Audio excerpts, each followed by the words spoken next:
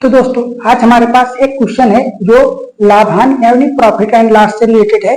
और ये क्वेश्चन दोस्तों बहुत एग्जाम में पूछता है कि छूट देने के बाद भी लाभ हो तो क्रय मूल्य ज्ञात कीजिए या फिर अंकित मूल्य ज्ञात कीजिए। ठीक है, उससे रिलेटेड ये क्वेश्चन है। मैं इस क्वेश्चन को बहुत ही अच्छे एवं कॉन्सेप्चुअल तरीके से समझाऊंगा।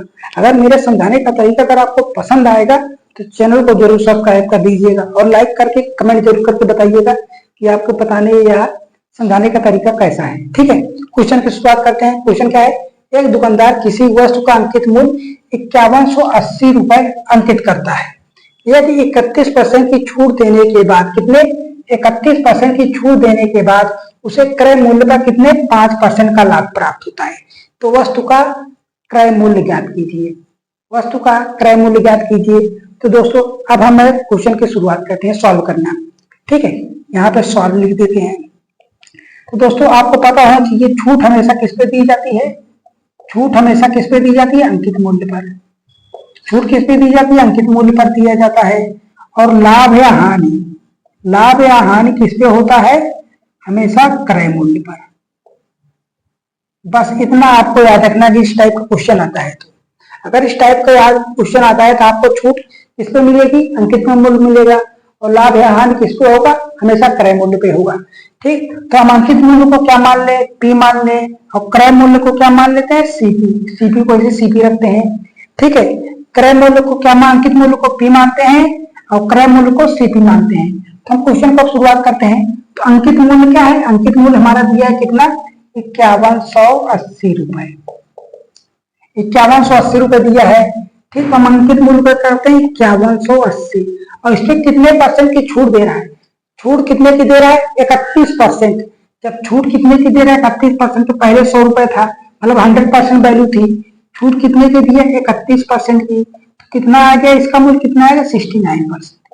मतलब 69% में इस वस्तु का मूल्य है। छूट देने के बाद इस वस्तु का मूल्य कितना? 69% के बराबर होगा। तो हमने क्या कर दिया? 69% इस पे छूट दे दिया। जो इस मूल्य इसकी वैल्यू आएगी वो 69% आएगी। जो ये 69% आएगा वह किसके बराबर होगा? क्रय मूल्य के बराबर होगा। किसके बराबर होगा? क्रय मूल्य के बराबर होगा। लेकिन क्रय मूल्य में क्या हो रहा है? 5% का लाभ भी तो हो रहा है। क्रय मूल्य पे क्या हो रहा है? 5% का लाभ भी तो हो रहा है। लाभ ने कितने 5% का काट दिया। पहले तो 100 था, जब लाभ 5 का हुआ तो 100 + 5 हो जाएगा कितना? पहले तो 100 था, जब लाभ 5% का हुआ तो कितने हो जाएगा? 105%। यहाँ तक चीजें क्लियर है आपको? यहाँ तक चीजें क्लियर है आपको? अब इसको सॉल्व कर लेते हैं। हमारा सीपी आसानी से निकल के आएगा। 100 से 100 गया, 13 से काट दीजिए। 13 से कटेगा, 5 से काटते हैं पहले। 5 से काटेंगे दोस्तों कितना है? 69 को ऐसे रखिए, 69 को 69 ही रखिए। काट दीजिए 5 से, 5 1 कम 5। अभी कितना जीरो बढ़ाएंगे? 15, 5 6 30।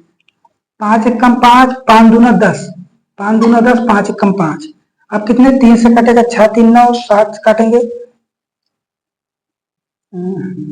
7 से कट जाएगा, 7 3 30, 7 से काटेंगे, 7 1 कम 7, 7 1 कम 7, 3 बचा, 7 3 21, 7 चौक 28, 7 चौको 28, कितना? 5, 7 8 56। एक आया, 3 से काटेंगे दोस्तों, 8 1 9, 9 4 13, 13, 3 से काट दीजिए, इस 3 से ये काट दीजिए, 3 दूनी 6, 3 सिक्का 9।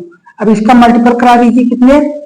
सीपी बराबर कितना आ जाएगा? 148 इंटू 23, 148 इंटू 23।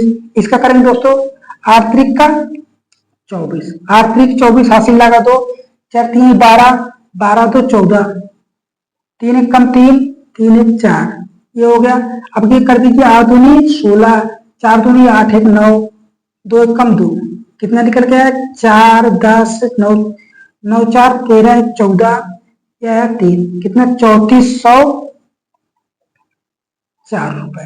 कितना निकल के आ गया? 3404 रुपए इसका अंकित मूल्य निकल के आया। कितना? इसका सीपी जो क्रय मूल्य है 3404 रुपए आया। अब बात करें आंसर मिलाने की। आंसर देखते हैं मिलता है कि नहीं। आंसर दोस्तों नहीं दिया है।